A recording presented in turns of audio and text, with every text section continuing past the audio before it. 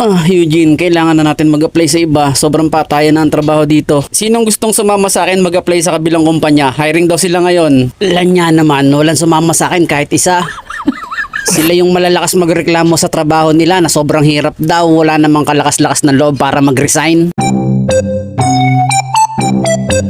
Kala ko production operator ang hiring dito, taga-buhos pala ng semento. Oh Eugene, mag-a-apply ka rin pala dito. Di ba hindi ka pa resign? Pag maganda bigayan dito, magre-resign na ako. Ako kasi tinanggal nila ako kahapon. Nahuli nila ako natutulog doon sa CR. Ang masama pa nito, yung supervisor natin ang nakahuli sa akin. Napicturean pa niya ako na tulog doon sa CR kaya wala akong ligtas. Ano pa bang asahan nila sa'yo? Ay patama ka naman talaga. Kung sa bagay, hindi ako yung nawalan, sila. Sila ang nawalan ng masipag na empleyado na katulad ko. Ano, masipag ka na sa lagay mong yan? Ay lagi nga kita nakikita nagpapatama, minsan overbreak ka pa.